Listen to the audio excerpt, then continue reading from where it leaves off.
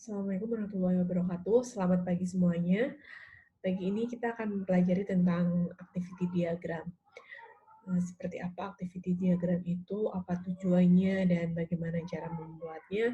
Mari kita pelajari bersama. Apa itu activity diagram? Jadi activity diagram itu rancangan aliran aktivitas dalam sebuah sistem yang akan dijalankan mulai dari awal hingga akhir. Jadi poin penting di sini adalah rancangan aliran aktivitasnya. Tujuannya apa? Di sini saya menunjukkan dua tujuan. Yang pertama untuk memperlihatkan urutan aktivitas proses pada sistem yang akan kalian kembangkan. Yang kedua membantu memahami proses secara keseluruhannya. Nah, komponen dari activity diagram itu apa saja? Di sini nanti ada initial state, final stage, activity, decision, ada merge, terus ada transition, association, ada synchronize, ada synchronize-nya, ada model fork atau join.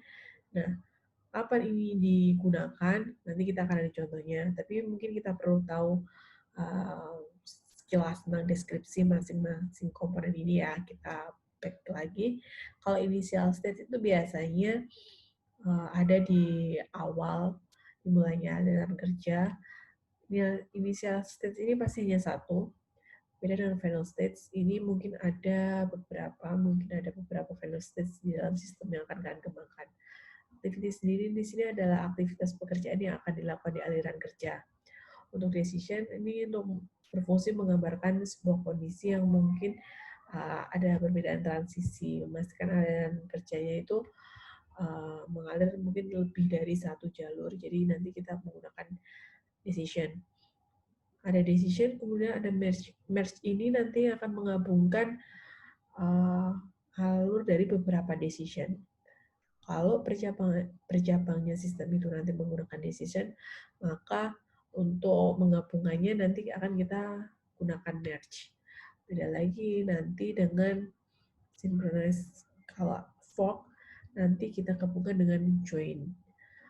Nah, kalau fork sama join ini nanti digunakan untuk memecah aktivitas yang bisa berjalan secara paralel. Terus kalau ada di sini juga ada transition ya, itu menghubungkan aktivitas. Jadi hanya itu saja komponen-komponennya. Nanti akan kita coba untuk implementasikan. Yang pertama ini adalah contoh activity diagram untuk penarikan uang di ATM. Di sini ada swim line. Terus ini ada partitionnya, ada customer, ada ATM mesin, ada bank, kayak gitu ya. Seperti yang sudah saya jelaskan dari komponen-komponen di awal tadi. Di sini akan dimulai dari start, terus di sini activity-nya di sini ada banyak ya yang disebut activity, ada insert card, ada enter pin, enter amount, dan lain sebagainya yang modelnya seperti ini. Lalu di sini kita ada dari decision tadi di sini untuk pengecekan. Jadi misalkan dari awal start ya, kita coba di sini kita lihat jalannya alurnya mesin ATM seperti apa.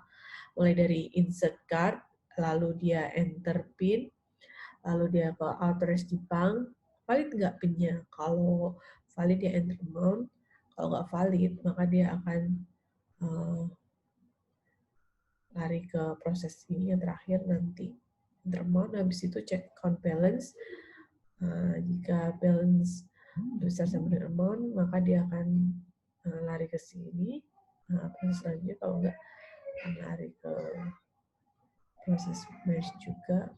Nah, di sini ini tadi yang Fox saya bilang, kalau ada proses yang berjalan bersamaan. Ini proses berjalan bersamaannya apa? Ketika mengambil uang di slot, ketika itu juga ada proses debit di account-nya. Lalu kedua proses ini nanti pasti akan disatukan lagi melalui fitur join. Nah, sudah, karena ini ada hubungannya tadi sama decision, maka harus disatukan lagi dengan proses merge. Dia akan menampilkan show balance, ini ada proses dari decision di sini, maka harus pakai gunakan merge. Terus di sini ada check, take card, dan end. Ini salah satu contohnya, modelnya seperti ini. Ini contoh penggunaan semua komponennya tadi ya. Terus ini contoh lagi, ada activity diagram edit barang. Bisa modelnya seperti ini. Jadi ada bagian gudang, aplikasinya seperti apa, database-nya seperti apa. Boleh juga seperti ini.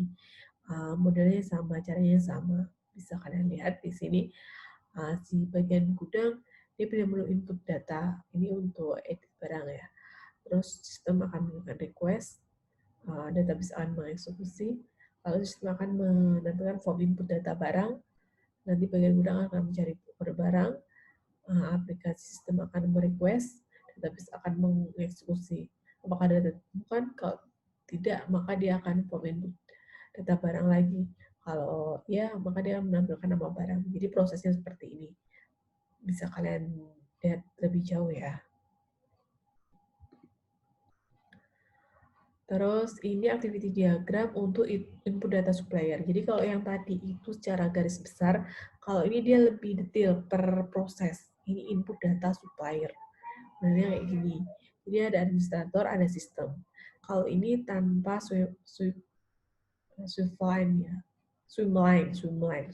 Jadi ada ini tanpa swimline. Nah, tapi lebih bagus ada swimline ya. Jadi ada batasan yang jelas. Kalau di sini batasannya kurang jelas.